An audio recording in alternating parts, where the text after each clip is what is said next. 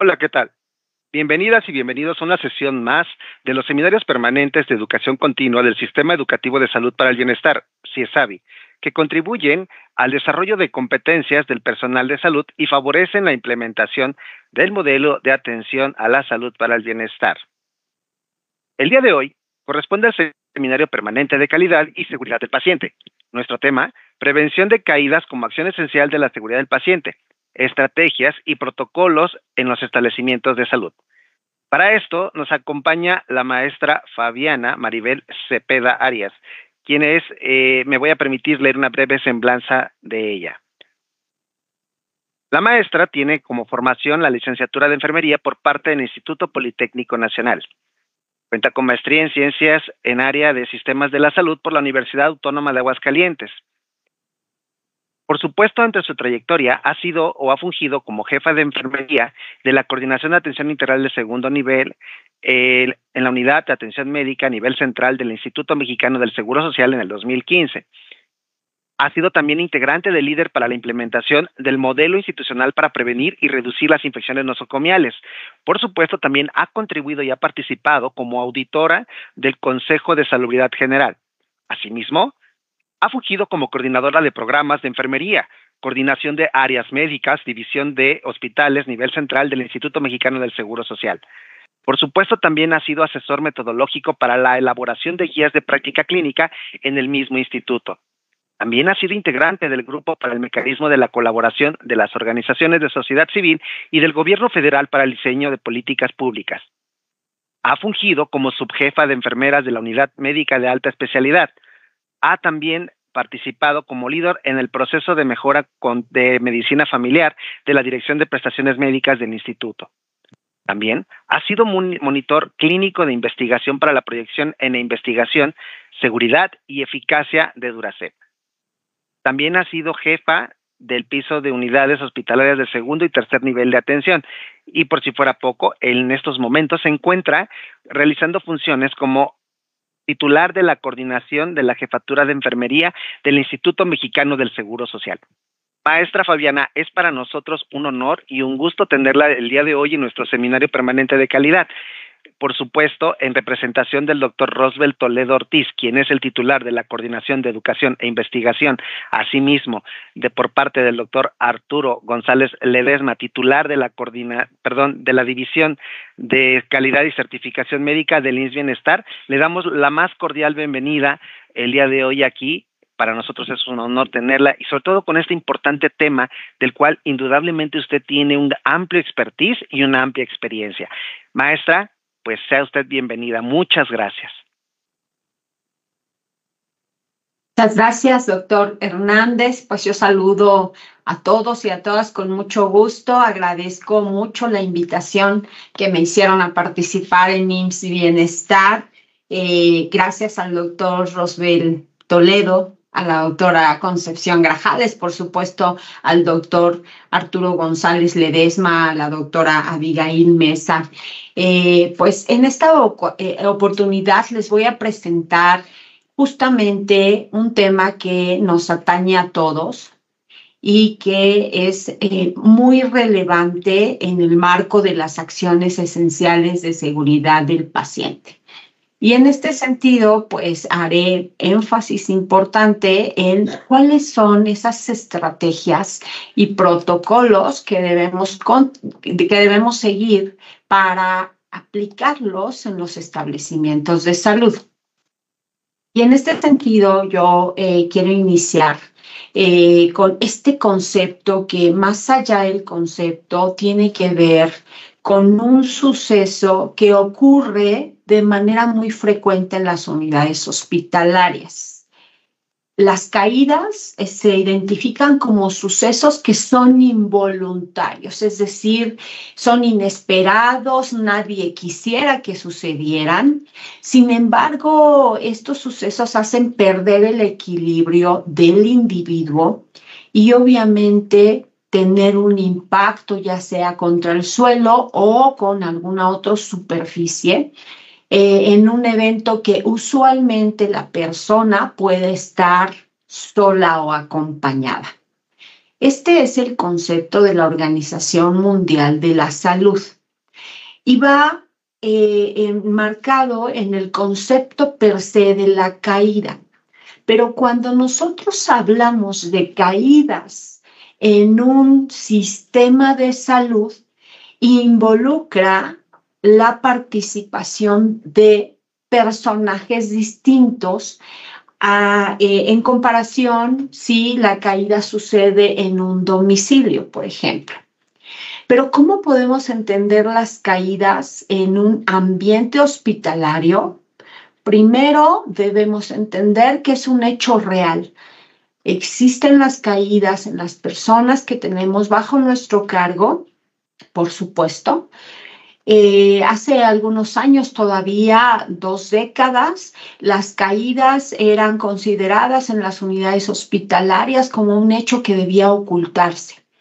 Un hecho del cual, pues, también las organizaciones de salud se avergonzaban y también era un tema discrecional en el que incluso los pacientes que tenían consecuencias, pues no se vislumbraba cuáles eran la pertinencia de poner algunas barreras de seguridad. No obstante, estas caídas tienen consecuencias para la salud del paciente. Pueden ser consecuencias de tipo físico, pero también consecuencias de tipo psicológico. Es decir, la persona, una vez que tiene un evento de caída, puede no volver a querer bajar de la cama o ir a bañarse o utilizar ese banco de altura que generó desde su percepción la caída. O evitar tener contacto con esa persona trabajadora de la salud o con ese dispositivo de apoyo para que se evite la caída, porque ya en su concepción tiene específicamente la idea de que hay factores que condicionaron su caída y no quiere volver a repetirlos. Indudablemente las caídas son causa de muerte. Eso no está descrito en la literatura para los sistemas de salud. Por supuesto, pueden causar discapacidad, especialmente en los adultos mayores. Y más adelante vamos a ver algunas estadísticas importantes. Pero los adultos mayores están son parte de una población vulnerable y la mayoría tienen ya síndromes geriátricos en el que está asociado a la fragilidad. La movilidad para los adultos mayores es diferente, tiene características que requieren pues un apoyo, un acompañamiento por las comorbilidades que también los acompañan. Ello hace más difícil su movilización. Por supuesto que también las caídas son causa de días adicionales de hospitalización, más aún cuando el paciente tiene una consecuencia derivada de la caída directamente.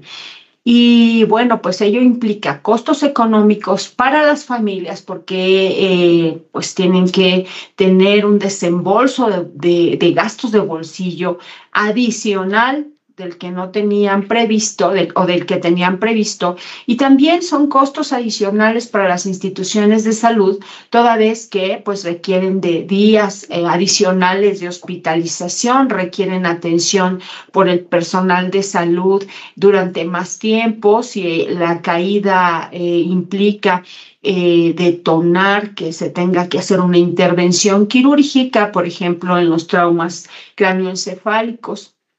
Ello implica, obviamente, costos económicos. Pero ¿cuál es el costo más alto que una institución de salud paga cuando un paciente se cae? Pues es las consecuencias en función de lo social, de la imagen institucional, pero más allá es la pérdida de la vida de la persona que está bajo nuestro cuidado, la confianza que pierde esa persona, pero también su familia, porque pues una organización de salud puede hacer todo lo necesario para otorgar una atención de calidad, una atención privilegiada en función de enfocarse a cuidar la salud, a recuperar la salud, a evitar la comorbilidad o las complicaciones, pero basta un descuido, una barrera de seguridad que no se aplicó para que entonces haya una caída. Y ello fundamentalmente es la pérdida más grande. La confianza, la cercanía de la persona, de la familia con la institución de salud y por ende, pues todos aquellos aspectos legales que pueden derivarse de una caída que, pues en algún momento decía yo, pues es un elemento o un factor inevitable que se puede evitar, más adelante lo vamos a ver, pero que nadie pensó premeditadamente en ocasionar una caída a una persona. Y justo por eso es que es importante ver cuál es la dimensión del problema, de qué se trata las caídas, a quiénes afecta. Son la segunda causa mundial de muerte por traumatismos involuntarios.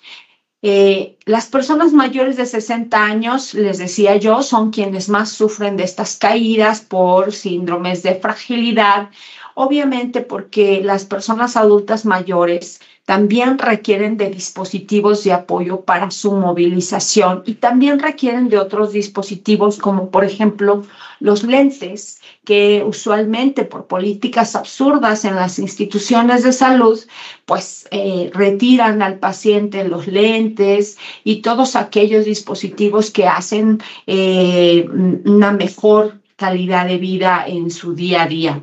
Pero tenemos la idea aún en las organizaciones que debemos de quitar todos los dispositivos, incluso las dentaduras postizas, los lentes, los aparatos auditivos, etcétera, como pensando en que se contamina el ambiente hospitalario si las personas ingresan este tipo de dispositivos a las unidades hospitalarias. No obstante, son ideas que ya tenemos que romper, es un tabú lo que estoy comentando. Tenemos que mirar hacia una organización de salud que pueda otorgar a las personas que están bajo nuestro cuidado las mejores condiciones para que pues ellos pasen su vida hospitalaria o sus días de estancia hospitalaria lo mejor que puedan.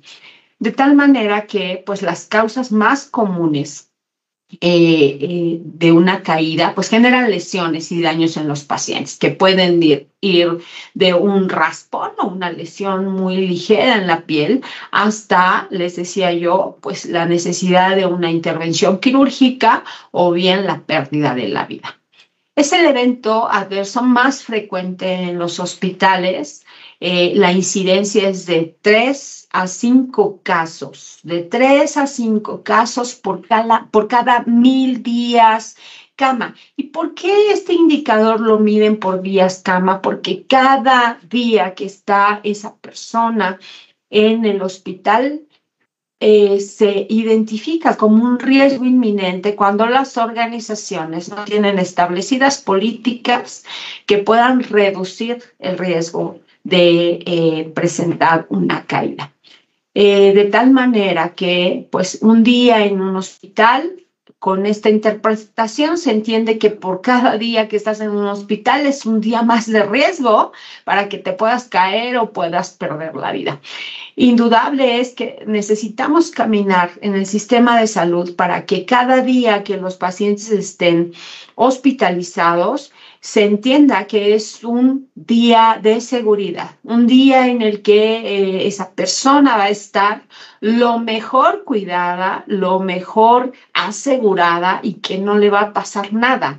No obstante, hoy la tendencia es pensar en un indicador que mide esta frecuencia de eventos adversos de acuerdo a los días cama en los que cada quien está en el hospital.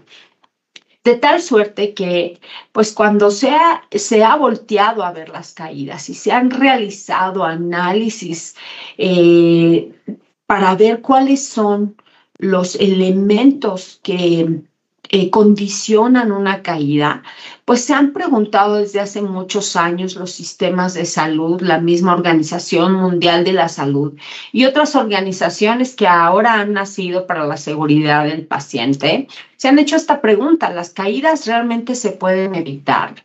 Bueno, pues la literatura dice que sí.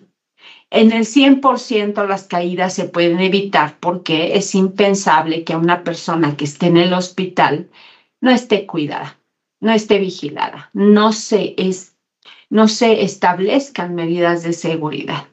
Entonces, las caídas se pueden evitar al 100% en los hospitales. No es como las infecciones asociadas a la atención de la salud, que tienen que ver con otros factores que condicionan su presencia o no, no solo lo relacionado con el establecimiento. En el caso de las caídas, toda la responsabilidad de una caída en la organización tiene que ver con las políticas que están en ese establecimiento. Y algunas personas en algún momento me han preguntado, pero también es culpa de las personas, de los pacientes, de los familiares, y entonces lo señalan como una culpa.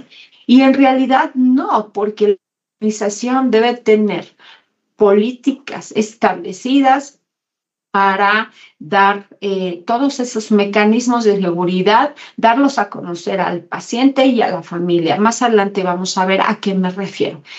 Con este concepto, entonces, de que todas las caídas se pueden evitar, tendríamos que pensar cómo las vamos a evitar, cuáles son aquellas estrategias que se han llevado a cabo desde organizaciones de la sociedad civil, ya decía yo, u organizaciones gubernamentales internacionales. Ustedes saben bien la historia de lo que ha pasado con la seguridad del paciente, al menos en el tema de las acciones esenciales. Desde el 2007, pues estas 9 soluciones para la seguridad de los enfermos incluían dentro de ella pues las caídas. Fue en el 2007 también cuando Joint Commission International logró establecer 5 objetivos internacionales que por mucho tiempo entendimos como pues algunas metas internacionales. Después, en ese mismo año, alguien más dijo, a ver, está la 6ª meta internacional, y quedaron 6 metas internacionales, y por mucho tiempo así las entendimos. Hasta el 2017, que se publicó en el Diario Oficial, pues justamente las acciones esenciales para la seguridad del paciente, que todas tienen un efecto preventivo. Y estas acciones, obviamente, pues salieron de toda la evaluación de los puntos críticos que pueden dañar a una persona durante la atención en los servicios de salud, ya sea ambulatorio u hospitalario. De tal manera que las acciones esenciales para la seguridad del paciente nos han venido acompañando ya como tal desde el 2017, porque además pues lo hicieron público como obligatorio mediante el Diario Oficial de la Federación. Bueno, pues ello permitió que las organizaciones públicas y privadas trabajaran para implementar las acciones esenciales. Para el 2023, ustedes saben que se actualizó este documento muy importante a fin de que todas las instituciones de salud pudiéramos estandarizar de alguna manera las acciones esenciales, pero que también se hicieran realidad en los establecimientos de salud, porque es de notar que las estadísticas pues no se han reducido como pudiéramos esperar, más en el caso de las caídas, porque en realidad pues estas acciones esenciales tienen un propósito. Y vamos a ver a continuación cuáles son esos elementos que han ayudado a operacionalizar la seguridad del paciente en el marco de la acción esencial que tiene que ver con la prevención de caídas. Muchos son los elementos y los documentos que se han generado para evitar justamente las caídas. La mayor parte va dirigida a la prevención de caídas del adulto mayor, por lo que ya hemos platicado, pero en realidad una organización debe tener claridad de que la prevención de caídas se aplica en todas las personas que asisten a un establecimiento de salud, ya sea privado o público, ya sea de manera ambulatoria o que se encuentren hospitalizados. Entonces, estas acciones tienen que ir encaminadas a todos los grupos de edad. Y algo muy importante es, se han hecho muchos esfuerzos desde el gobierno federal, desde organizaciones de la sociedad civil, desde institutos nacionales de salud, como el Instituto Nacional de Geriatría, como el Instituto Nacional de Pediatría, como el Instituto Mexicano del Seguro Social, como IMSS Bienestar ahora, que también me entusiasma mucho que haya personas en IMSS Bienestar que están convencidos de que la seguridad del paciente no es un lujo, sino debe ser una responsabilidad y una política establecida en cualquier organización. Enhorabuena por IMSS Bienestar, por estar inculcando, impulsando también estos temas que, bueno, pues ya hemos estado caminando juntos en estos sistemas, en este sistema de salud mexicano. Y la idea, más que hacerlo todos igualito y que se estandarice como usualmente se entiende la estandarización, es que entendamos el propósito de cuál es la finalidad de cada una de las acciones esenciales. Y en este caso, pues hablando de la seguridad del paciente y de prevenir las caídas, necesito llamar su atención para que se quede muy claro que todas las acciones esenciales son multidisciplinarias. Su aplicación, su entendimiento, su implementación, la estandarización, la evaluación, tiene que ver con la incorporación de un equipo multidisciplinario en virtud de que son muchos los actores que participamos en la atención del paciente. De tal forma que con este enfoque debemos tomar acción e implementar estrategias y protocolos que reduzcan el riesgo de dañar a un paciente derivado de una caída. Quisiera hablar de eliminar el riesgo, pero es difícil. Vamos a ver que en una organización no todo depende ni siquiera de los prestadores de servicio. Tiene que ver con otros muchos factores que obviamente pues tienen que trabajarse desde la identificación de factores de riesgo que favorezcan analizar y gestionar los riesgos a fin de implementar acciones de mejora que estén hechas a la medida de la organización, pero que también respondan justamente a la necesidad de reducir el riesgo. Importante, en las organizaciones se pueden establecer muchos documentos, se pueden establecer a lo mejor guías, listas, checklists, etcétera, pero se tiene que tener la cultura de que la evaluación y la reevaluación tiene que ser intencionada. ¿Qué quiero decir con intencionada? Tiene que hacerse de manera consciente y no debe hacerse como una rutina. No pasa la mañana o el turno vespertino o el turno nocturno y solo por llenar un formato determinado se deba establecer el riesgo que en muchas de las ocasiones, al menos en el IMSS, hemos identificado que se requisita esta evaluación o reevaluación solo como un requisito que en realidad está lejano de la evaluación real del paciente, más aún cuando cambian las condiciones del paciente. Por eso es importante que esta evaluación y reevaluación se realice en momentos específicos, por ejemplo, al solicitar atención médica de urgencia, porque, bueno, pues cuando llegan los pacientes en un estado de urgencia, pues pueden traer dolor, agitación limitación psicomotriz, pueden estar con alguna condición emocional, incluso neurológica, que permita el riesgo, que se aumente el riesgo y que esa valoración inicial no sea la misma que ahora de riesgo que tiene la persona 2 horas después de estar en nuestros servicios de urgencia. Por eso es importante también realizar esta evaluación o esta reevaluación en cada uno de los procedimientos o cuando se va a someter a algún tratamiento durante la hospitalización para reducir la probabilidad de ocurrencia. Ya hablábamos de los días de estancia. Cada día de estancia debería de ser algo muy seguro. Estás más seguro aquí que en tu casa, estás más seguro aquí que en tu trabajo. Y hoy, pues, el escenario, pues, es distinto. Sin embargo, hay especificaciones muy claras que establecen las organizaciones para poder evaluar y reevaluar el riesgo de caídas. Y es que esta evaluación es justamente una de las herramientas más importantes para prevenir las caídas. Es importante que se tenga una herramienta y esa herramienta debe ser validada.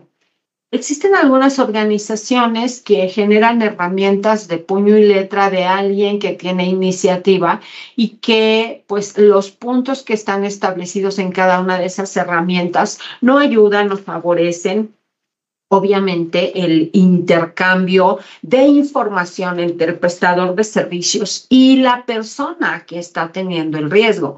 De tal manera que importante es tener una evaluación que esté de acuerdo a el tipo de paciente, al grupo de edad del que estamos hablando.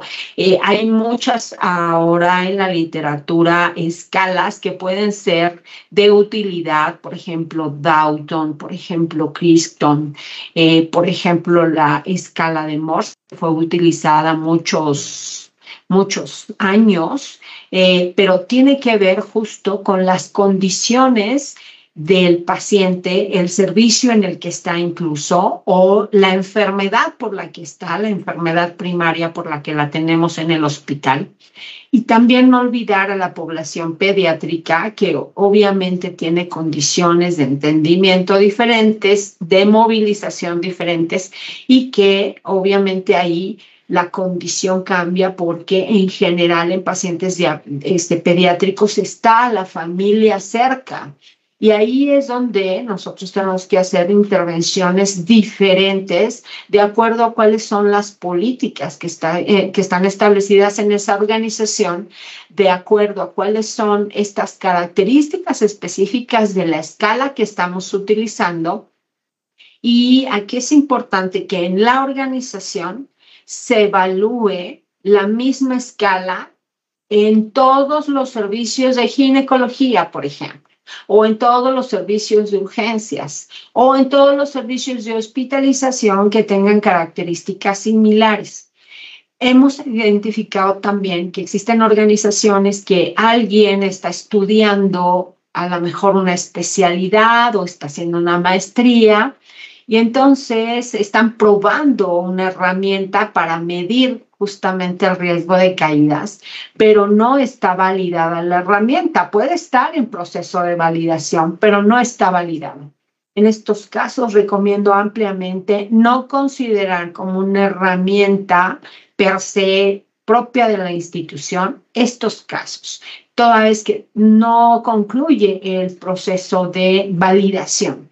Hablemos de que la validación no es solo que el jefe, el director, la directora de la unidad médica o las altas autoridades autoricen el uso de esta herramienta. Tiene que haber un proceso de validación muy específico, de acuerdo a la literatura, con base en la mejor evidencia, donde se haga un análisis estadístico como un alfa de Cronbach, por ejemplo, para poder evaluar cuál es esa validación de la herramienta que nos permita justo medir lo que se pretende medir. De tal suerte que aquí les dejo un ejemplo de lo que debería de tener ese tipo de herramientas. Aquí este es un ejemplo de la valoración del riesgo de caídas en pacientes que están en el servicio de ginecobstetricia. Ustedes saben que este tipo de personas, mujeres, pueden moverse, pueden deambular en un tiempo determinado, sin embargo, utilizan tratamientos farmacológicos y aquí señalo, por ejemplo, el uso de medicamentos que generan contracciones uterinas. Es importante que en una valoración del riesgo sí se determine qué tipo de tratamiento es el que está implicando riesgos, porque esa contracción uterina favorece una movilización inesperada de la mujer y puede condicionar una caída, el sangrado transvaginal que puede presentar una mujer en un servicio de ginecobstetricia, puede generar pánico en la mujer y puede ir corriendo a servicios sanitarios para ver qué ocurre. De tal manera que son varias las circunstancias que favorecen que esta valoración del riesgo de caída sea muy específica.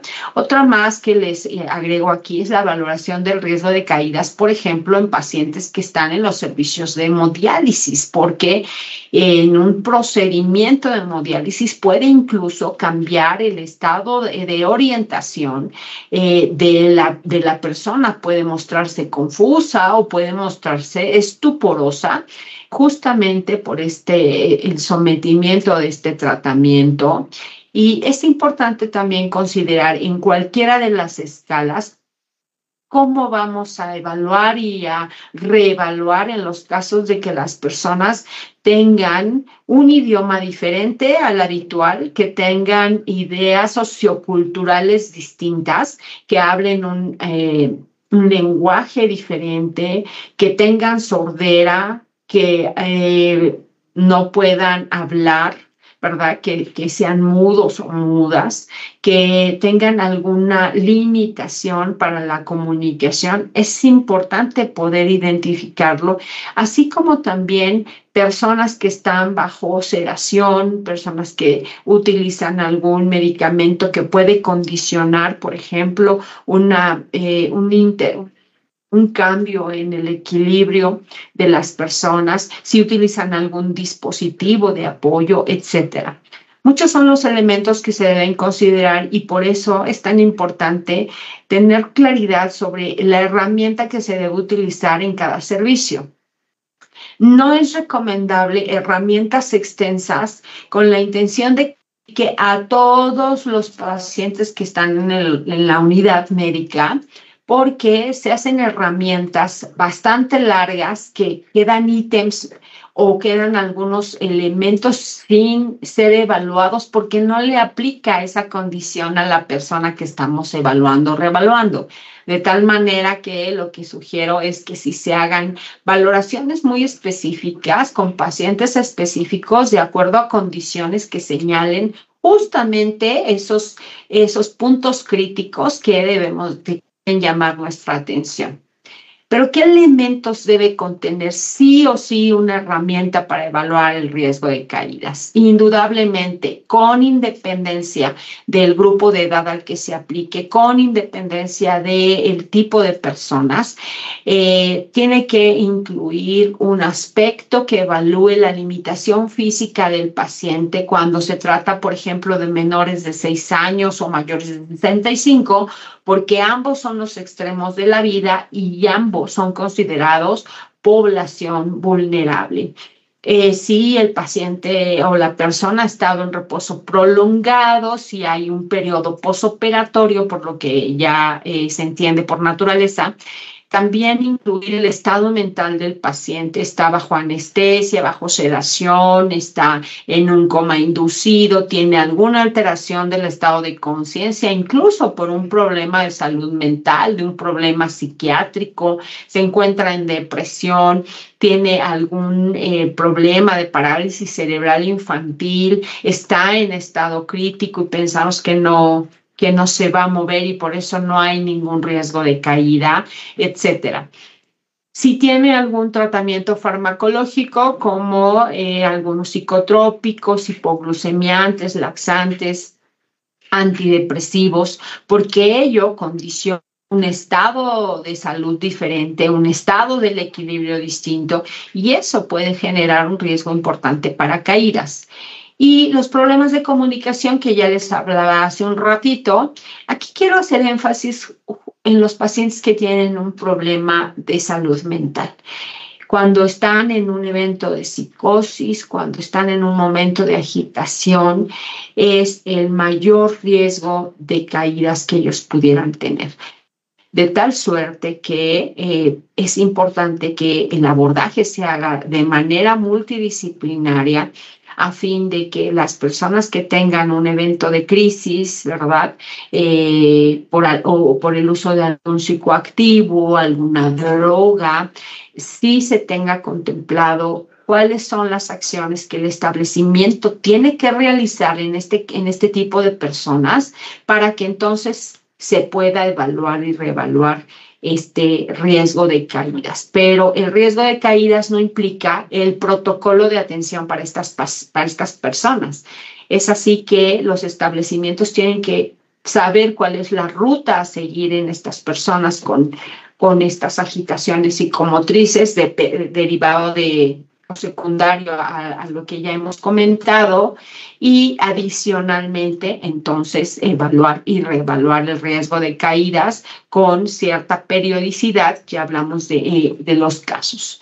¿En qué momento se tiene que reevaluar el riesgo de caída? Ya hablábamos de pacientes en urgencias, pero justamente es en el primer contacto que se tiene con la persona. Por eso se enmarca la mayoría en los servicios de urgencias, pero en realidad el primer contacto no se da ahí solamente, se da también, por ejemplo, en las consultas externas de especialidad, o se da en las unidades de medicina familiar o en los centros de salud, donde se tiene el primer contacto con las personas. El siguiente momento es la evaluación inicial en pacientes hospitalizados, llámese que entren por admisión continua, que entren a un servicio de cirugía ambulatoria o que ingresen por el servicio de urgencias por cualquier motivo. Muchos de los pacientes o de las personas ingresan caminando por sí solas.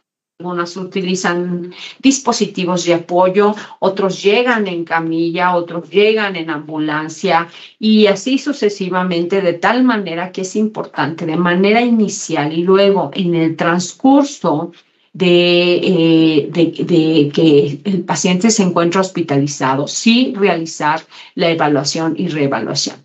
¿Cuándo es inevitable? Inevitable, es indispensable que se realice la reevaluación cuando se cambia de turno, cuando se cambia de área o servicio a la persona hospitalizada. Al término de un tratamiento o un procedimiento, también es necesario evaluar y reevaluar. Cuando cambia el estado fisiológico de la o el paciente, ya hablábamos de este tema de las sedaciones, cuando están en un proceso postquirúrgico, etcétera. De tal suerte que en muchos de los establecimientos el mayor problema es justo la reevaluación, porque se entiende que por la organización de nuestro sistema de salud existen turnos, la mañana, la tarde, la noche, las jornadas acumuladas. Entonces el personal de salud tiene entendido que es una vez al turno para cumplir con el requisito. Y justamente la seguridad del paciente no tiene que ver con turnos, tiene que ver con continuidad, tiene que ver con acompañamiento. Y la seguridad del paciente debe ser permanente. De tal forma que si en alguno de los turnos que mencioné hace un rato se cambia de turno, de área y de servicio, se tendrá que reevaluar el riesgo de caídas, pero es muy importante documentar el riesgo de caídas. Si no se documenta este riesgo, entonces pareciera como si no se hubiera hecho nada. Documentar el riesgo de caída implica que todos los integrantes del equipo de salud tengan claro cuál es el riesgo de caída de esa persona para que justamente a su movilización o no se tenga entendido de que ya fue evaluado, reevaluado y que se deben tener mecanismos o barreras de seguridad que prevengan la caída. Necesario implementarlo también en los servicios ambulatorios. Pensamos que todas las caídas suceden en hospitalización y no es así. En los servicios de hemodiálisis, donde están los pacientes un tiempo determinado, 3, 4 o hasta 5 horas en un servicio de hemodiálisis, pues ellos pueden tener una descompensación hemodinámica, como ustedes saben, dado el procedimiento, y puede haber un riesgo de caídas. En quimioterapia, por supuesto, procedimientos odontológicos, también porque obviamente este cambio postural que se hace una vez terminado el procedimiento odontológico, más si este fue prolongado, pues también genera un cambio en el equilibrio de la persona y puede condicionar una caída. En las tomas de biopsia, por ejemplo, en la instalación o retiro de un dispositivo intrauterino y otros muchos. Estos son no solo ejemplos, pero son muchos los procedimientos que se realizan de forma ambulatoria, como los servicios de radiodiagnóstico, por ejemplo, posterior de tomar una tomografía o algún otro tratamiento invasivo o ya sea de diagnóstico. Les decía yo que la prevención de caídas es fundamental. Ese es el principio básico. ¿Qué sucede en los niños? En nuestra cultura organizacional, en nuestro sistema de salud, la ley también define que el menor no puede quedarse solo. Tiene que estar acompañado en todo momento de un familiar, de sus padres preferentemente, de tal suerte que pues haya siempre alguien de la familia con el menor, ya sea el papá o la mamá, o bien se tiene que hacer algún trámite para que se autorice la presencia de algún tutor o de algún otro familiar del menor. Pero ¿qué sucede con los menores en el sistema de salud? Los trabajadores de la salud pensamos que ya la presencia de la familia sustituye todo cuidado que deberíamos proporcionarle al menor. Hay escasa comunicación bidireccional con el familiar o el acompañante porque justo damos por hecho que el familiar va a estar siempre con el menor, pero dejamos de lado que ese familiar también come, también realiza necesidades fisiológicas, también tiene derecho al descanso, al sueño, a dispersar un poco su mente cuando está en esta circunstancia de acompañamiento de un familiar menor de edad, más si es su hijo o hija, de tal manera que el personal de salud debe dar estos espacios en los que pues el familiar también pueda realizar pues sus funciones fisiológicas. Y por esto la comunicación bidireccional es fundamental con el personal de salud, específicamente con la persona o personas que están a cargo del menor. Aquí quiero aprovechar para decirles que el personal de enfermería en todos los sistemas de salud es quien más está en tiempo con los pacientes. Eso es indudable. Tenemos la fortuna de estar más tiempo con las personas bajo nuestro cuidado. Pero ello no implica que el personal de enfermería sean los únicos o los más responsables de la persona que está bajo nuestro cuidado, más hablando de un menor. Entonces, es importante aquí que sí haya una comunicación muy efectiva con el familiar, con el menor en la medida de lo posible, que las habitaciones donde estén los menores de edad estén muy iluminadas, que se realice la evaluación y reevaluación de caídas las veces que sea necesario, Y el tema de las caídas en los menores de edad tiene que ver con el exceso de confianza del personal de salud, pero también de los familiares. Entonces, el exceso de confianza debe de ser un elemento que no tendría que estar en el entorno hospitalario. Por el contrario, tendríamos que estar haciendo acciones más efectivas que aseguren que esa persona no va a tener ningún riesgo de caída y que además haya una visibilidad muy explícita para revisar, para ver al paciente desde lejos. Por eso no es recomendable que en los servicios de pediatría se cubran las ventanas con el pretexto de cuidar la individualidad de los niños y las niñas. Es muy importante que sí se tenga controles de enfermería donde se pueda observar, visibilizar y tener como ese contacto con las personas que están a cargo de los menores y que también el personal de salud puede estar viendo de manera directa qué ocurre con los menores de edad. De tal suerte que, bueno, pues aquí es importante también implementar las medidas que sean necesarias para reducir los riesgos de caídas. De nada sirve que nosotros hagamos la evaluación, la reevaluación, se documente en todos los formatos que están establecidos en el expediente clínico de acuerdo al ámbito de competencia de cada personal de salud. Si no se realizan las acciones, de nada sirve que yo ponga en el expediente que tiene un riesgo alto de caída y no realice ninguna intervención que favorezca la prevención de esa caída. Aquí les pongo un ejemplo de lo que nosotros hacemos en el Instituto Mexicano del Seguro Social, justo para prevenir las caídas una vez que se identifica el riesgo. Cuando un paciente tiene riesgo bajo, por darle solamente 2 ejemplos de cada uno, pues primero se tienen que levantar los barandales de la unidad, hablando por unidad de la cama o camilla. Mantener el servicio libre de objetos que obstaculicen el tránsito de la persona.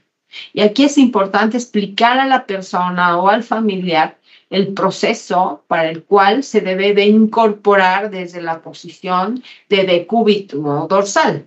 Y es importante decir que debe esperar un momento antes de deambular, primero sentado y después empezar a deambular con apoyo. Cuando identificamos un riesgo medio, pues obviamente tiene que ver con colocar los frenos de la silla de ruedas, evaluar los efectos de la medicación. Son acciones que ya son muy explícitas en cada organización. ¿Y qué sucede cuando tienen el riesgo alto? Primero, sujeción en caso necesario, pero no en todos los pacientes. Hay especificaciones muy claras para realizar sujeción en pacientes, pero también apegado al derecho humano de la persona, a cuidar su integridad, a evitar el daño, lesiones adicionales por el uso de las sujeciones.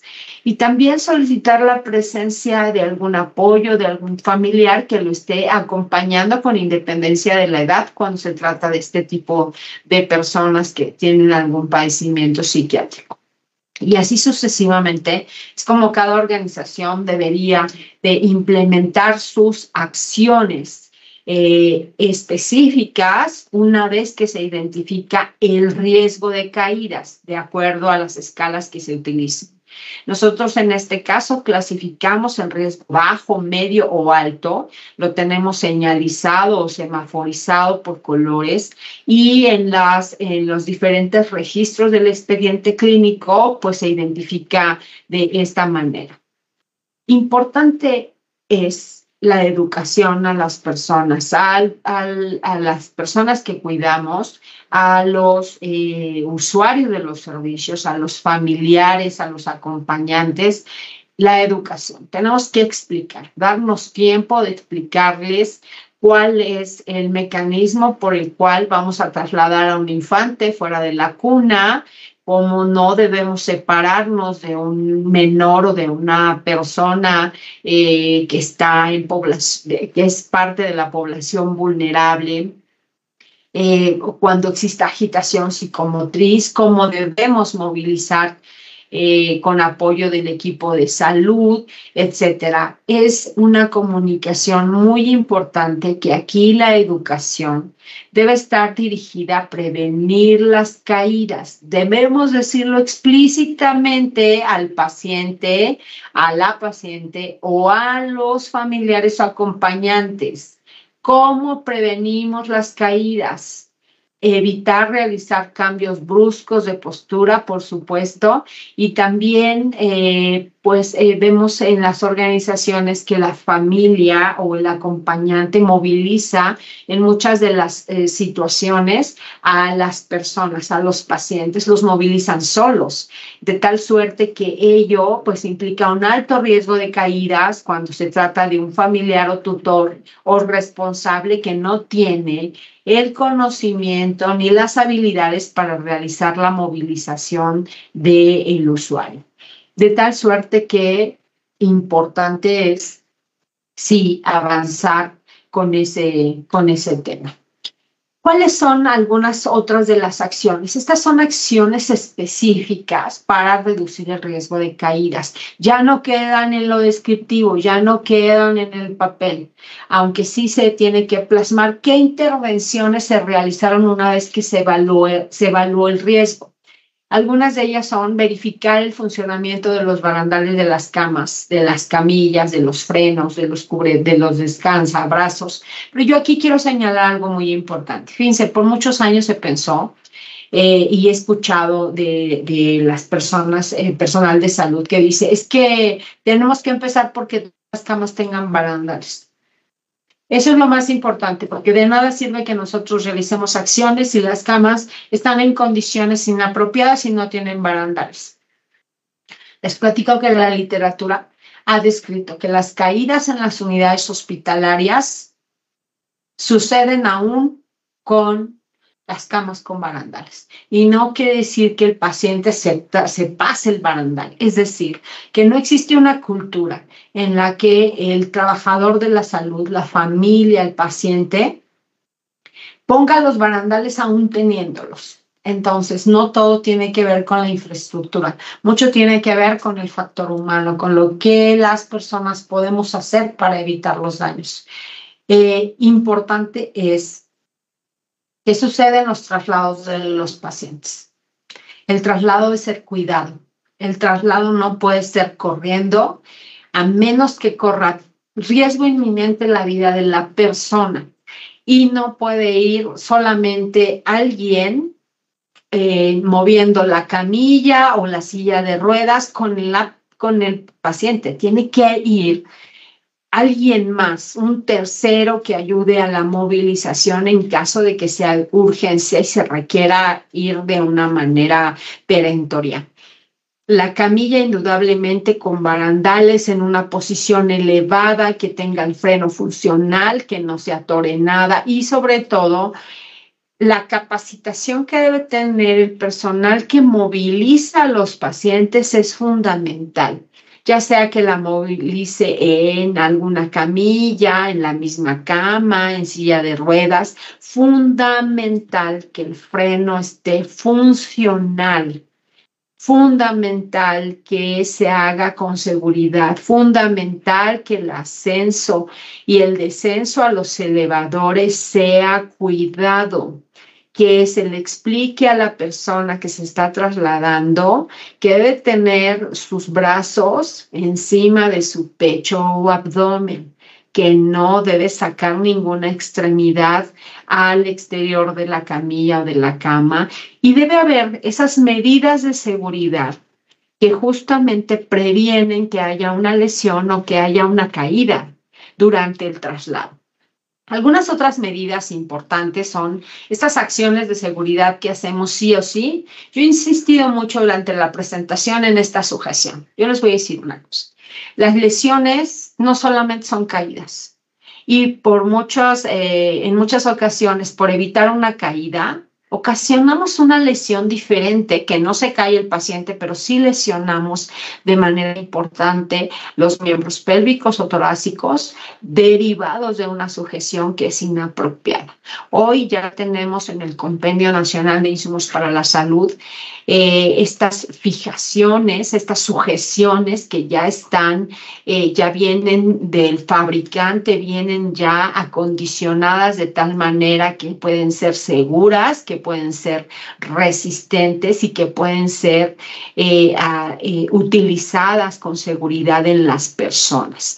Entonces debemos ya transitar a un tipo de fijación que no vulnere los derechos humanos de las personas, que no cause una lesión, porque el fin no justifica los medios. Entonces evitamos que se caiga, pero pues también le causamos una lesión en los miembros pélvicos o torácicos.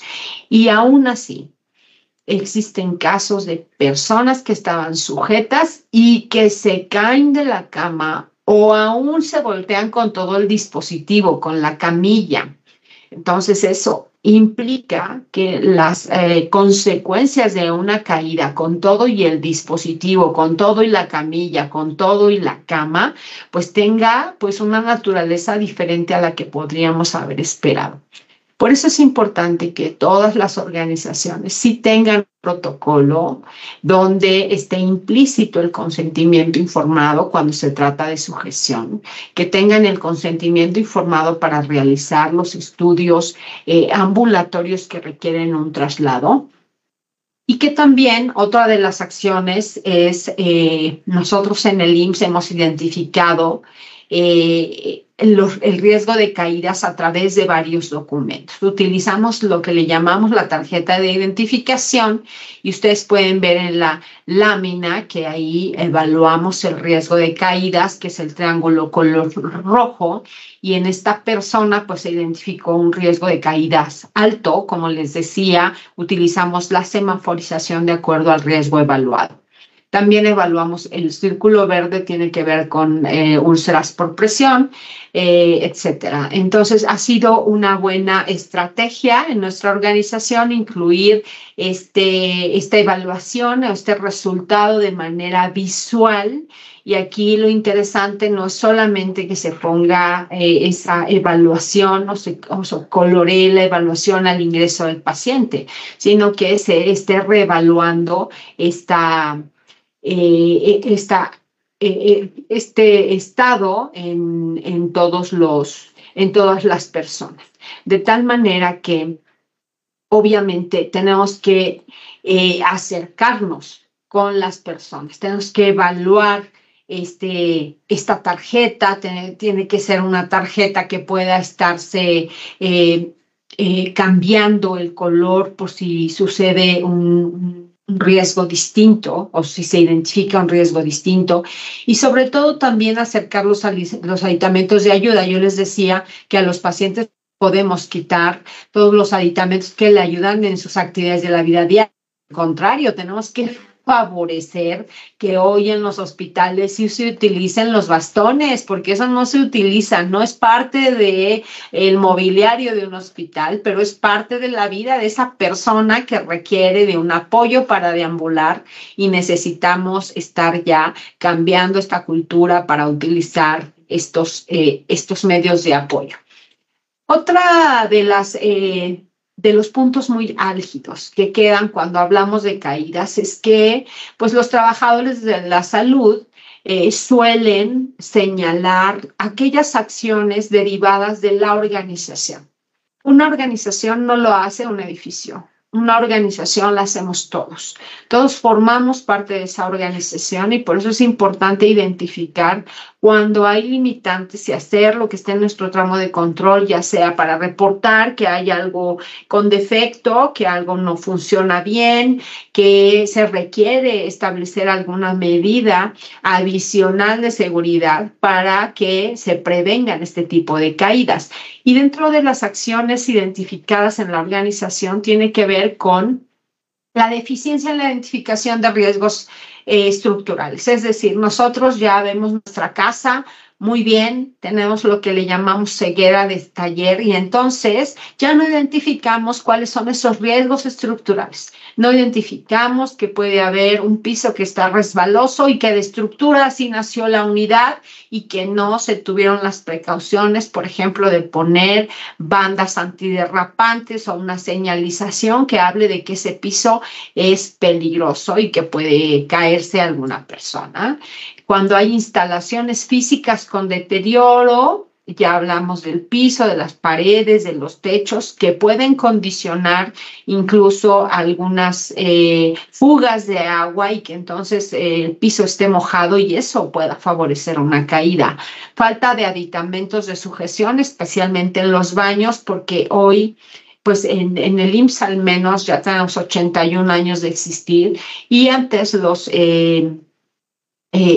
proyectos arquitectónicos no incluían ningún aditamento para sujeción. Hoy ya los proyectos arquitectónicos incluyen aditamentos en los baños especialmente, incluyen también aditamentos para cuando se trata de algún servicio ambulatorio para que utilizar de mejor manera las personas. Entonces, hemos ido transitando, obviamente esto no puede ser de la noche a la mañana porque ya están hospitales construidos, pero sí se tienen que adaptar, no puede haber pretexto para que podamos avanzar en que las áreas hospitalarias sean áreas más seguras. Cuando hablamos nosotros de mobiliario excesivo, la verdad es que este es un tema muy importante. En las unidades quizás se pueda advertir presencia de mobiliario que es innecesario, que no se ocupa, porque ya se tiene la idea de que está ahí el mueble y entonces nadie lo ocupa, pero tampoco nadie desocupa ese espacio. Idea entonces es de que revisemos los servicios, de que quitemos el mobiliario que está de más, que no utilizamos, que quitemos todos aquellos equipamientos que tampoco estemos utilizando, tripiés, sillas de ruedas, lámparas de chicote, que es común ver en los pasillos de las unidades médicas, cajas de soluciones y carros de curaciones, etcétera, que tienen de alguna manera pues que ver con la accesibilidad en un pasillo. Dispositivos para deambular con deficientes condiciones, claro, por ejemplo, lo que nosotros usamos en muchos de los servicios para que el paciente deambule es el apoyo del tripié, más cuando tienen un acceso vascular, pues las personas se apoyan del tripié, pero resulta que no tiene una llanta o ya requiere un mantenimiento efectivo de limpieza. Las llantas y entonces el tripié, más que ayudar a la persona a deambular, resulta ser un problema porque la persona batalla durante su deambulación para que ese tripié no se haga su función, de tal suerte que ya no debemos consentir ese tipo de escenarios para los pacientes. Esos escenarios tienen que ir cambiando. Tenemos que ver personas con dispositivos de movilización efectivos que condicionen la seguridad para ellos y para las personas que los acompañan. Otro tema importante también es la iluminación. La iluminación está en cada unidad de las personas, en los pasillos de todas las unidades hospitalarias, ya sea ambulatorias o en hospitalización. Sin embargo, pues son los trabajadores de la salud los que condicionan a veces esa iluminación y también porque favorecen el descanso de las personas, más en los turnos nocturnos. Sin embargo, por eso es importante afianzar la comunicación con las personas para acercarles también estos dispositivos, el cómodo, el orinal, a las personas que no tienen familiar o que se encuentran de noche y que sabemos, ya de acuerdo a la evaluación que le hemos hecho a la persona, que requiere de frecuentar estos servicios sanitarios durante la noche. Entonces, es ofrecerle tener al alcance estos dispositivos de eliminación a fin de que pues, se favorezca y se reduzca el riesgo. Otra parte más de la estructura hospitalaria tiene que ver con los baños. Es el lugar donde más se caen las personas, no solamente los adultos mayores. Hablemos entonces ya de utilizar sillas de baño. Nosotros en el IMSS ya tenemos dentro de estos servicios las sillas de baño, más en los hospitales de nueva construcción. Es parte ya del mobiliario hospitalario, las sillas de ruedas que son de baño también. Y en el área de baños, la barra de sujeción, que haya pisos y tapetes antiderrapantes, que no haya escalones en la entrada y salida del baño. Ustedes se acuerdan seguramente en sus organizaciones, quien haya tenido contacto con hospitales de hace muchos años, había justamente un escalón entre lo que es la regadera y el resto del baño, lo cual condiciona pues un riesgo importante para caídas, y obviamente hoy ya necesitamos pensar diferente. Esos escalones no deben de existir, aunque se moje.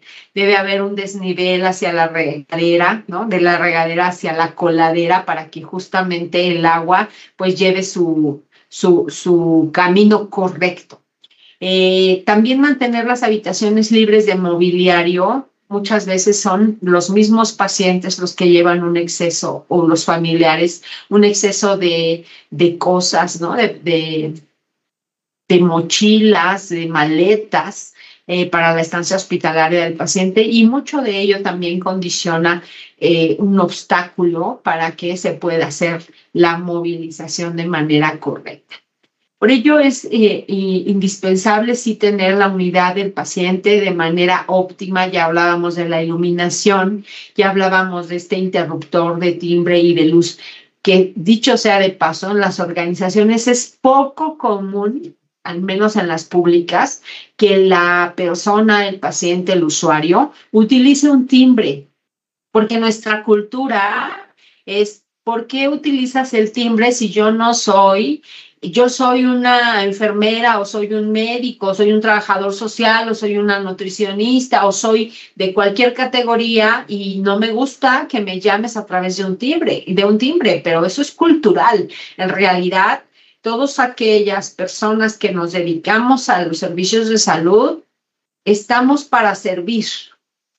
Y el servicio implica disponibilidad. El servicio implica que estés dispuesto o dispuesta a atender, a orientar, a explicar a la persona que requiere tus servicios. Entonces, una forma de llamarte es a través de un timbre, y eso está bien. No tiene que ver con que te ofendas, al contrario, tiene que ver con el uso de los medios necesarios para que haya una comunicación entre la persona que estás cuidando y el prestador de servicios. Mantener alguna iluminación nocturna dentro de la habitación, ya hablábamos de la importancia de ello. Mantener las puertas abiertas de la habitación sin cortinas que impidan su vigilancia.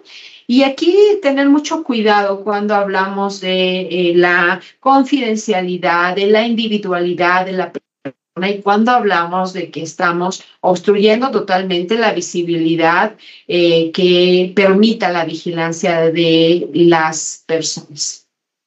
Colocar bancos de altura para uso inmediato cerca de la cama. Pero vean, este banco de altura que les pongo en la lámina es un banco de altura nuevo, que tiene las gomas muy bien adheridas, que no tiene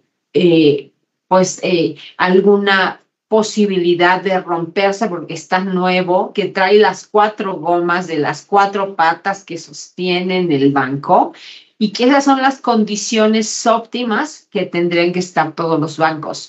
Pero un poco lo que decía al principio, si se identifica que un banco no está en estas condiciones, o algún dispositivo no está igual, pues se tienen que hacer las gestiones para notificarlo a quien debamos notificarlo, para que se haga el cambio pertinente de ello.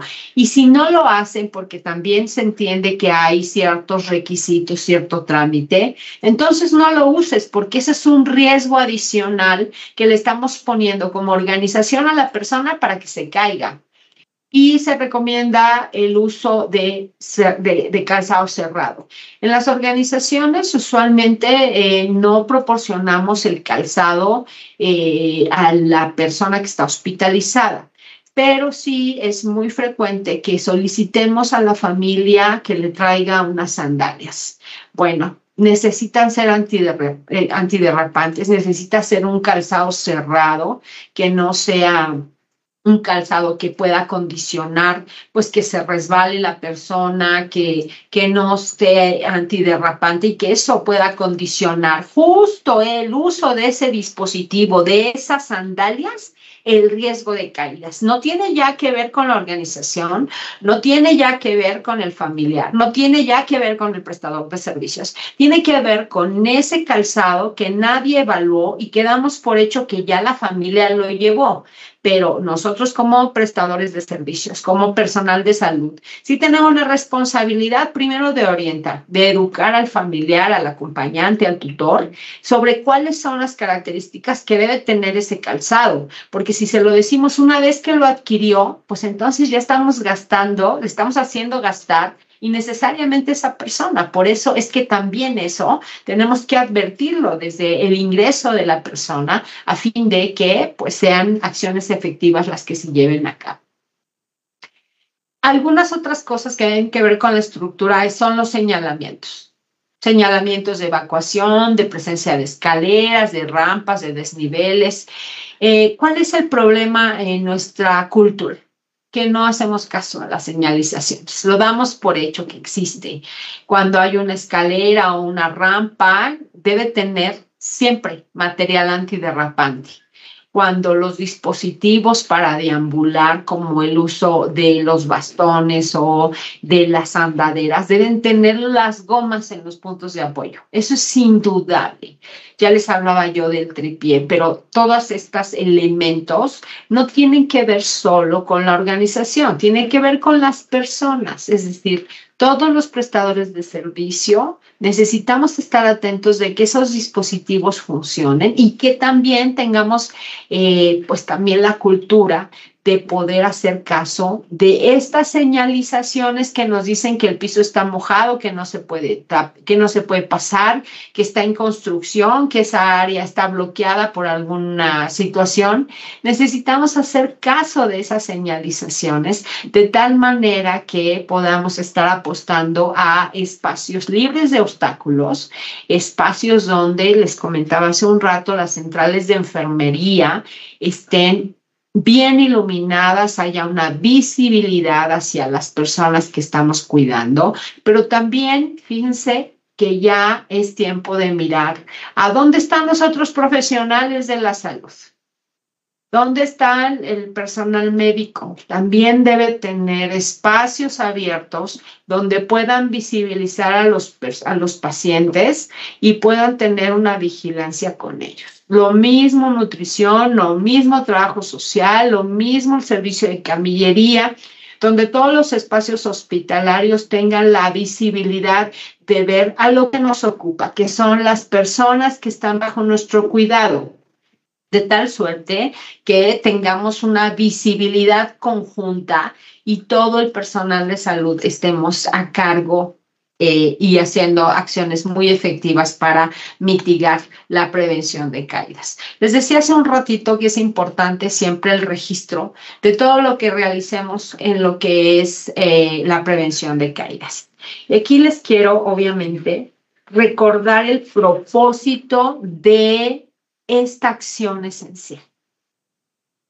El propósito fundamental es prevenir las caídas, prevenirlas en todo el sistema de salud. Ese es el propósito fundamental, porque la prevención tiene que ver con que nos evitamos un problema y se lo damos al paciente. Entonces, cuando hablamos de la madurez que tiene una organización para implementar una acción esencial, en este caso, las caídas, pues necesitamos evaluar cuántas caídas hay en un determinado periodo de tiempo. Hemos estado avanzando nosotros en las organizaciones, ustedes conocen el sistema de registro de eventos adversos, que es de la Secretaría de Salud y que hace algunos años el Instituto Mexicano del Seguro Social estableció un sistema, fue de los primeros sistemas digitales que se armaron, que fue lo que le llamábamos el sistema Vencer. Después tuvo versión sistema Vencer 1 y después Vencer 2. Y este fue el sistema que como institución pasamos o les compartimos a la Secretaría de Salud, y ahora tienen este sistema de registro de eventos adversos y han avanzado con el desarrollo de ese sistema. Ya tiene obviamente pues una actualización importante, pero la idea es que aquí se registren los eventos adversos, toda vez que una caída es un evento adverso, indudablemente. Ya dependiendo de cuál es la consecuencia, pues ya se califica como un evento centinela quizá, dependiendo de la naturaleza que tenga la caída. Nosotros en el IMSS tenemos también este sistema en el cual nosotros registramos y notificamos de manera inmediata el caso de la caída de un paciente. Se hace un seguimiento clínico para hacer una valoración médica durante toda inicial, inmediatamente después de la caída y después durante toda su estancia hospitalaria hasta su egreso. Entonces nosotros hemos establecido este sistema institucional de registros de eventos que obviamente pues registramos todo el personal de salud. Anteriormente solo le dejaban esta tarea al personal de enfermería. Por fortuna, dada la madurez que tiene ya nuestra organización, también registra cualquier personal de salud.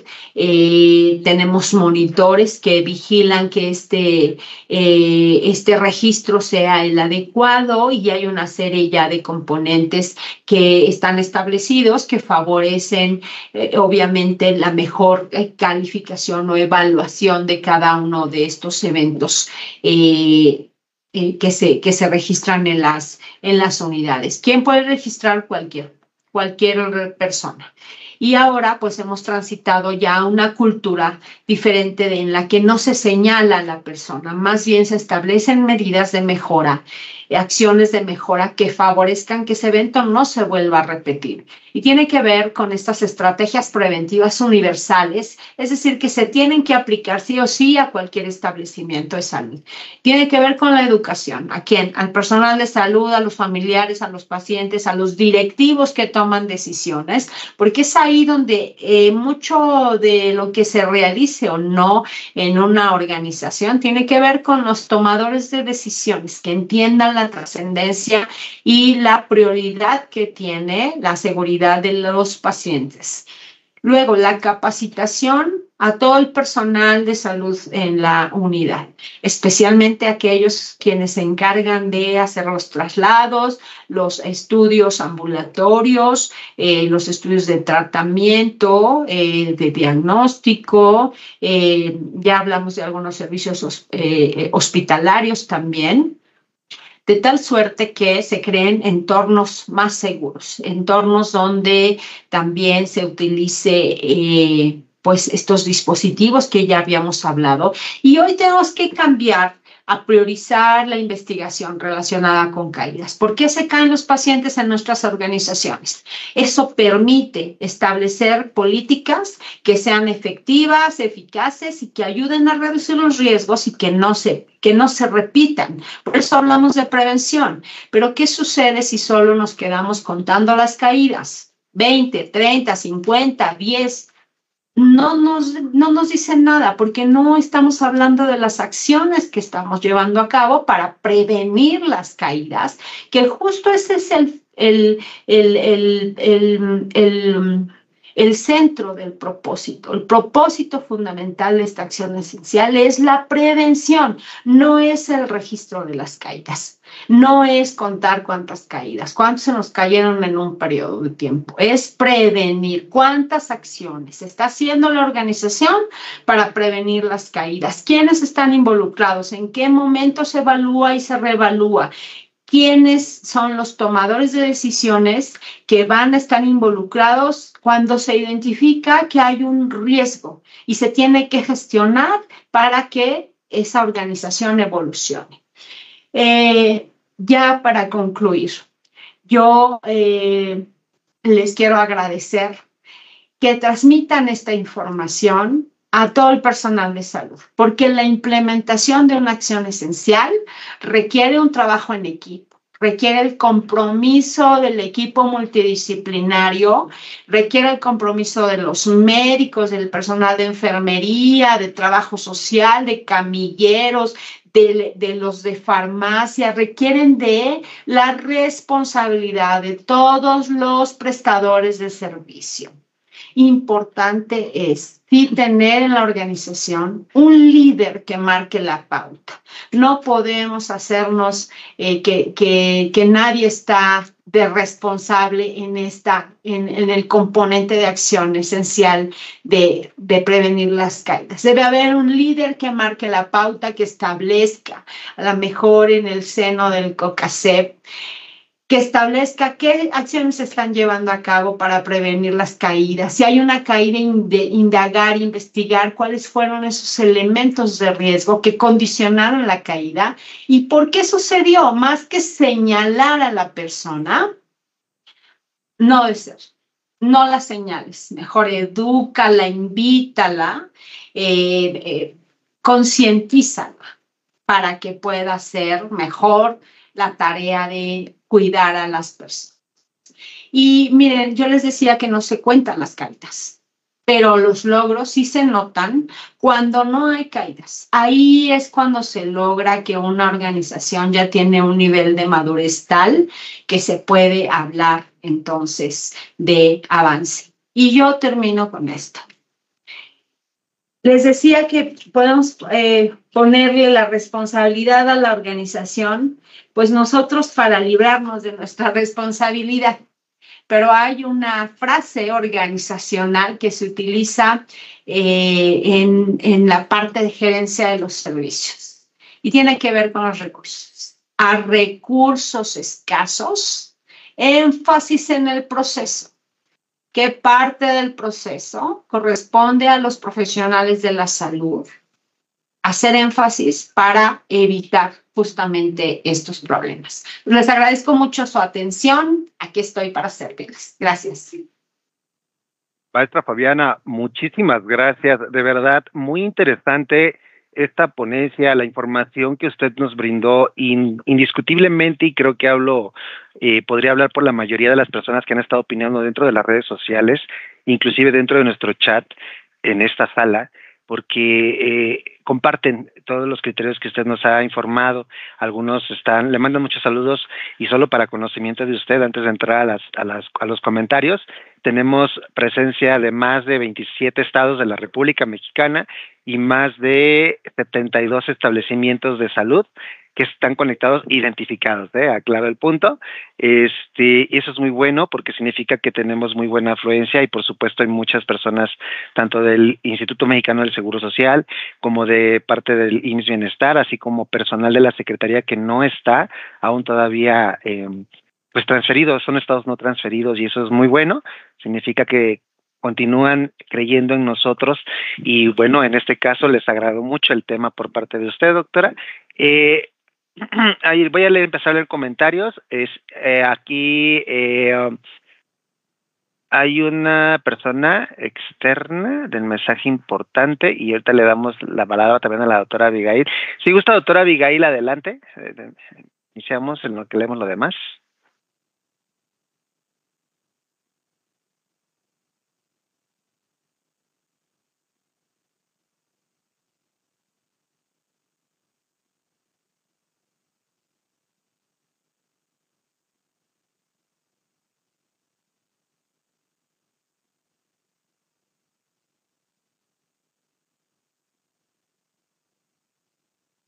Muchas gracias, doctor Luis.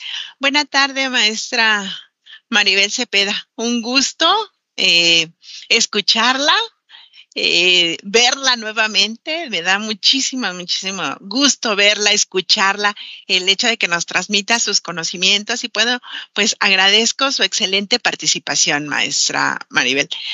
Muchas gracias por hablarnos de la seguridad del paciente en la prevención de caídas.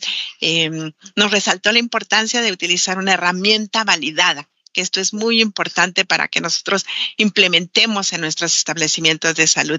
También resaltó la implementación de las barreras o las medidas específicas necesarias para reducir las caídas y el consentimiento informado para la sujeción. Muchas gracias por transmitirnos toda esta experiencia, que yo sé que es muchísima, y creo que todo lo que usted nos dijo es muy importante para que nosotros implementemos esas acciones en los establecimientos de salud del IMSS Bienestar.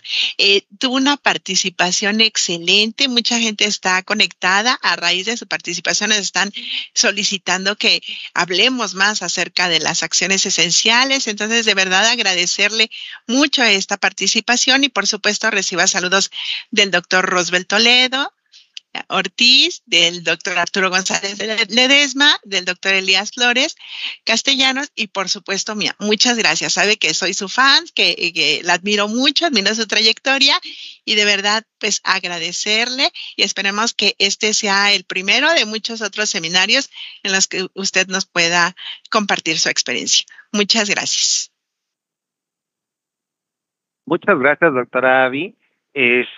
Por supuesto, también me permito informarle que tenemos bastante audiencia, 174 personas que están viendo en vivo en Facebook Live, donde tenemos técnicamente más de 270 reacciones y más de 28 veces compartido el link de la sesión. Eso es algo muy bueno.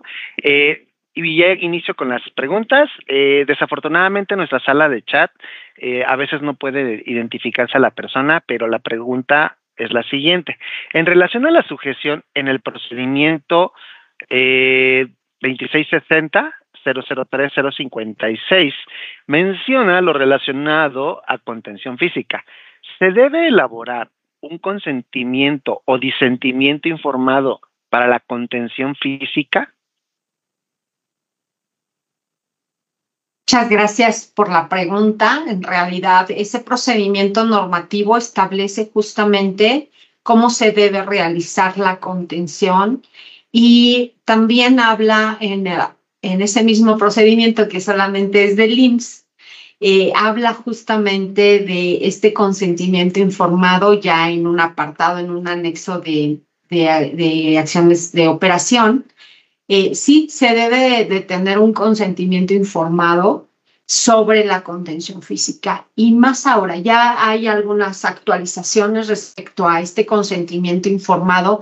Antes se daba por hecho de que un consentimiento informado de hospitalización, con eso ya le podías hacer todo a la persona, y hoy hemos evolucionado, ya no es así. Se tiene que hacer un consentimiento informado justo porque los familiares que llegan a encontrar a sus pacientes con sujeción pueden malinterpretar esa sujeción con otras cosas. Y por otro lado, también tiene que ver con el marco de los derechos humanos, por eso es importante, sí, tener un consentimiento informado de la contención que deba decir cuánto tiempo va a estar con esa contención y cuáles son los motivos por los cuales se tomó la decisión médica de poderlos sujetar. Muchas gracias. Espero haber contestado la pregunta. Muchas gracias, maestra. También tenemos otra pregunta. Igual no se pudo identificar, pero comenta: trabajo en un hospital particular. Cumplimos con barreras de seguridad para prevenir. Tenemos pacientes exigentes y demandantes en atención.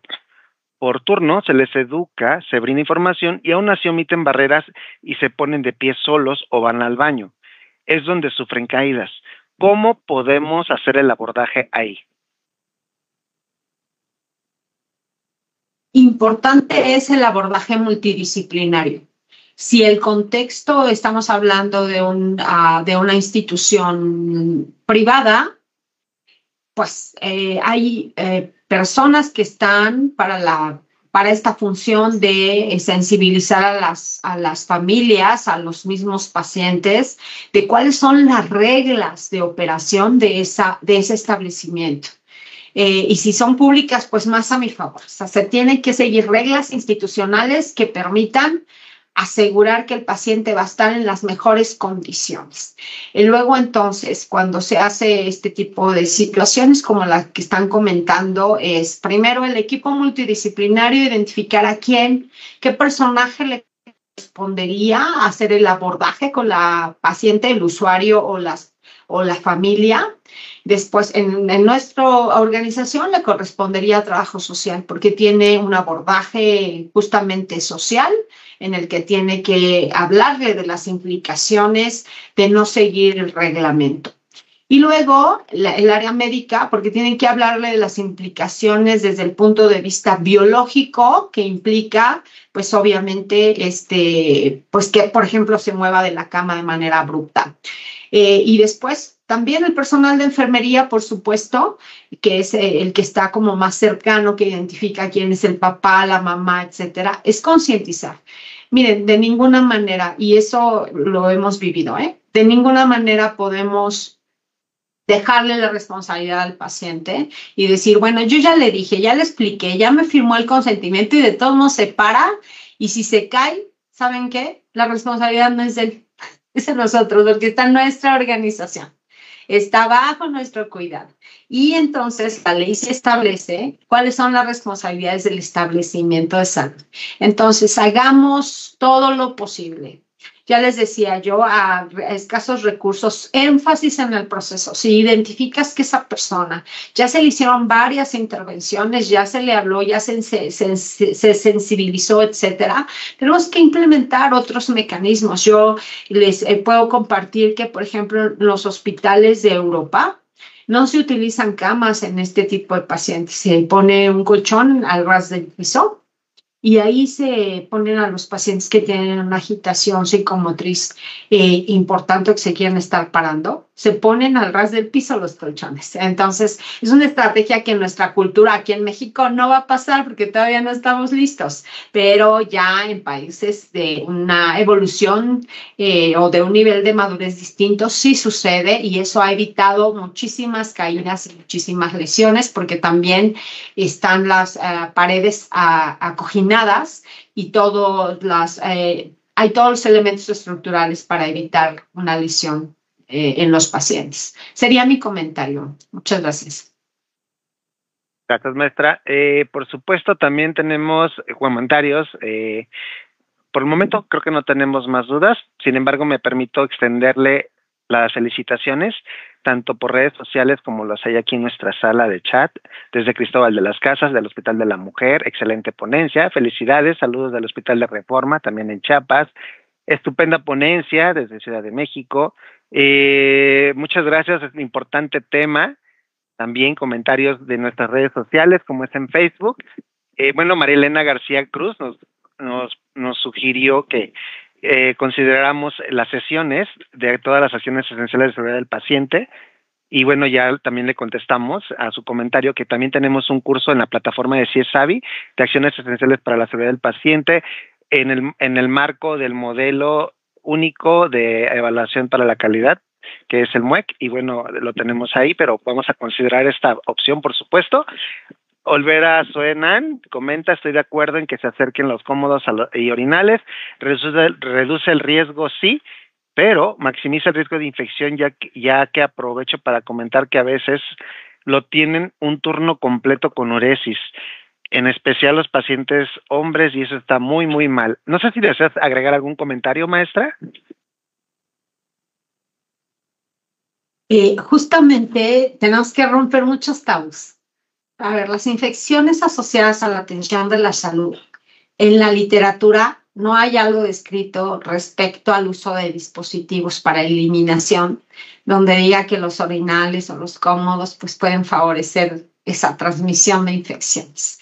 porque además, pues las infecciones más frecuentes son las relacionadas con el uso de catéter urinario, con el uso de catéter venoso central, con el uso de ventilación mecánica y las asociadas a un evento quirúrgico. No digo que el que esté un dispositivo, un orinal o un cómodo todo el turno no ocasione un ambiente insalubre, pero no una infección asociada a la atención de la salud. Un ambiente insalubre, por supuesto que lo condiciona. No obstante, por eso es importante que el personal de salud, sí tengamos una visión diferente de los servicios de salud.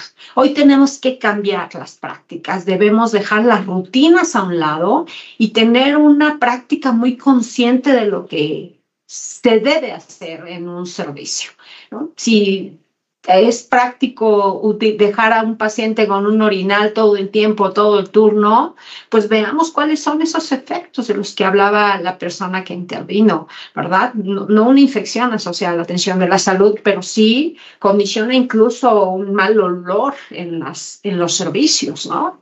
Que no te dan ganas de estar ahí, de tal forma que sí necesitamos pensar diferente. Necesitamos ya quitar esa cartabón, ¿no?, de un sistema de salud que a lo mejor tiene malas prácticas y necesitamos hoy tener una evolución en la conciencia de la prestación de los servicios. Sería mi comentario. Muchas gracias. Muchas gracias, maestra. También existe otro comentario. Licenciado en Enfermería Fernando Collac nos comenta: ¿qué estrategia se puede utilizar para incluir o adherir a los médicos a las barreras de seguridad, AESP? Todavía existen muchos médicos que piensan que las AESP son solo para enfermería. Si me permiten comentar, soy médico y definitivamente no son solo de enfermería, pero la dejo contestar a usted, doctora. Muchas gracias. Pues yo agradezco mucho esta pregunta. Fíjense que hemos trabajado mucho, porque hemos trabajado el gremio de enfermería. Y justo con el pretexto de que estamos todo el tiempo con ellos, dicen, pues, ¿quién está con mucho tiempo con ellos? Pues las enfermeras. Y si se cae el paciente, pues es responsabilidad de las enfermeras. Y si no le pasa, si le hacen cualquier situación que tenga que ver con cualquier acción esencial, lo identifican con las enfermeras. Pero ¿saben por qué? Somos la mayor fuerza laboral en cualquier sistema de salud. Porque cualquier proyecto que se implemente en un hospital, primero lo hacen las enfermeras y los enfermeros, por supuesto. Pero me quiero ceñir a esta pregunta: ¿qué estrategia se puede utilizar? Yo les decía hace un rato que tenemos que identificar cuál es la responsabilidad de cada quien. Los médicos y otros personajes también son responsables de la seguridad de las personas que estamos cuidando. Y nosotros lo que hemos hecho es educarlos, sensibilizarlos. O sea, también se van a los cursos de acciones esenciales.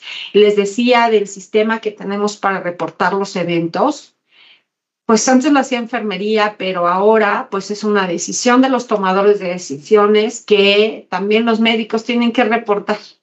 También el personal de otras categorías tienen que reportar los eventos, porque esto es algo que no se puede tapar con un dedo.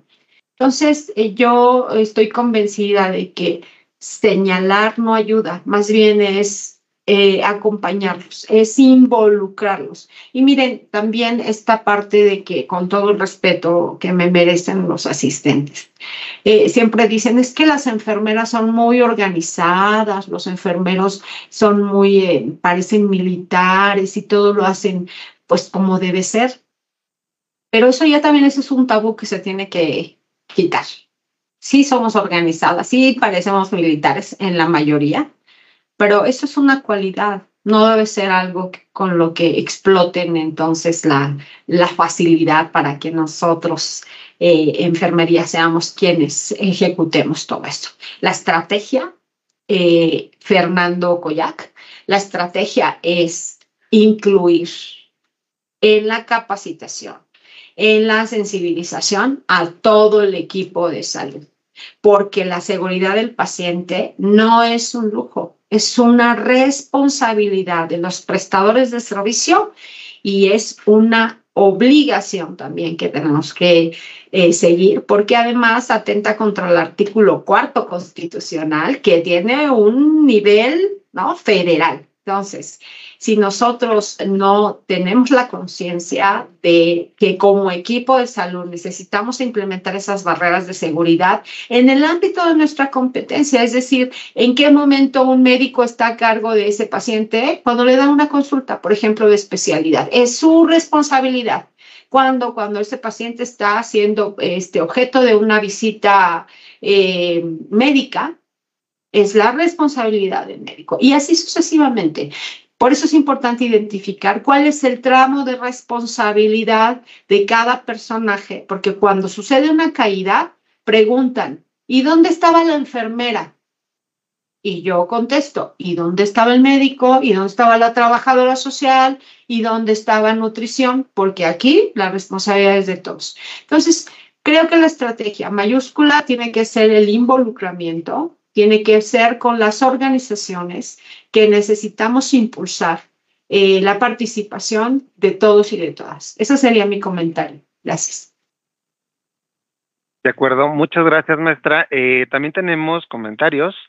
De momento creo que no tenemos preguntas. Y Noemí Barajas nos comenta, excelente tema y tomarlo muy en serio, ya que trae consecuencias muy importantes y de gran trascendencia que afectan nuestra vida profesional. Mayra Ayala, excelente exposición, muchas felicidades. También tenemos un comentario en nuestra sala de Teams. Me permito leer, lo importante es que continuemos esforzándonos cada día más. Y estas videoconferencias nutren la capacidad de pensamiento, que nos llevan a enfocarnos a prevenir los riesgos. Y como se ha dicho, la comunicación del equipo multidisciplinario ayuda muchísimo. Así que se agradecen estas ponencias. Gracias, maestra Fabiana, por su gran compromiso con el gremio de enfermería. Jess Lora comenta, mis respetos, maestra Fabiana, es muy vasto su conocimiento, es usted una verdadera líder. Agradece Fernando Collac, excelente respuesta, mil gracias, maestra, todos mis respetos, muchas gracias. Voy a verificar nuevamente con el equipo que tenemos del seminario si hay más comentarios o dudas en relación al tema en nuestras redes sociales. Creo que me parece que no. Ok, también mucho les agradeceríamos a todos los asistentes. Colocamos una liga para que nos puedan ayudar, por favor, a hacer responder nuestra encuesta de satisfacción. Sabemos de antemano que no estamos adaptados a ello, es algo que estamos implementando aquí en nuestro seminario de calidad con la finalidad de mejorar, tener áreas de mejorar estas partes que probablemente, pues, aunque también pueden mejorar aún más, ¿no? Maestra, no sé si tenemos muchos agradecimientos de todos los estados, tanto en las redes sociales como aquí. La verdad, maestra, muchas gracias, muchas felicidades por todo. Me voy a permitir cederle la palabra, entonces, si no hay más dudas, al doctor Arturo González Ledesma, quien funge como nuestro titular de la División de Certificación y Calidad Médica. Doctor Arturo, no sé si esté ya listo por aquí.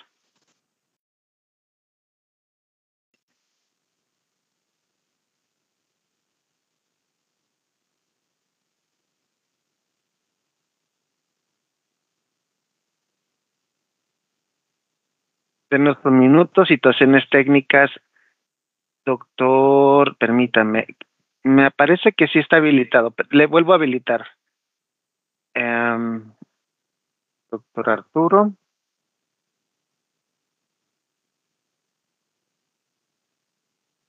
Listo, doctor. A ver si me puede ayudar a verificar si ya tiene los permisos. Listo, Luis. Gracias. Maestra Fabiana Cepeda, igualmente que la doctora Abigail, le agradezco su gran intervención. Sabemos que es una persona de experiencia, que a todos nuestros compañeros y compañeras les es de utilidad, y sobre todo cuando es un trabajo interdisciplinario, multidisciplinario, y en efecto, también diría que otro aporte por qué el personal de enfermería lo hace. Cuando hacemos los reportes adversos, que mayor tiene la cultura de calidad es el personal de enfermería, y es algo que se está rompiendo a nivel nacional.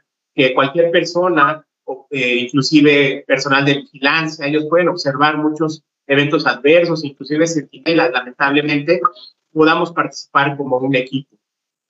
Para ya no alargar esta reunión, nuevamente agradecerle y a nombre de nuestro coordinador de Educación e Investigación, el doctor Rosbel Toledo Ortiz, que por cuestiones de agenda no pudo presentarle y saludarla en este momento, nos solicitó que le diéramos un fuerte abrazo a la distancia y agradecerle, como siempre, este apoyo.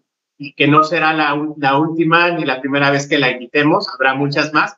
En el chat ya nos hicieron ciertas recomendaciones de acciones esenciales de la seguridad del paciente. Y claro que es bueno colaborar con el IMSS, trabajar de la mano por toda la experiencia y todo el liderazgo que tienen en el Sistema Nacional de Salud. Pues no me queda más que agregar y agradecer a todos los que están conectados en tiempo real y los que nos van a estar viendo asincrónico. Muchas gracias y nos vemos muy pronto. Doctor Luis Ángel Hernández, como siempre, gracias. Doctora Abigail Mesa, muchas gracias. Es un gusto recordarles a todos los asistentes que esta sesión, como dijo el doctor, queda asincrónica en el repositorio de CIESAVI. Hay que ingresar al módulo de seminarios permanentes, identificar el seminario de calidad y, por supuesto, la sesión de la maestra Fabiana. Y a la maestra Fabiana, pues, le hacemos llegar todos los comentarios que ustedes nos aporten en nuestra encuesta de satisfacción. Para nosotros es muy importante. Les recuerdo que esta sesión la maestra Fabiana la hace con mucho gusto, de manera gratuita, y participa de manera altruista con nosotros, y qué mejor que el reconocimiento de todos nosotros a usted por haber participado con nosotros. Que tengan estupendo día, maestra Fabiana, muchas gracias por todo. Muchas gracias, un fuerte abrazo a todos y a todas. Buenas tardes. Hasta luego, buena tarde. Hasta luego.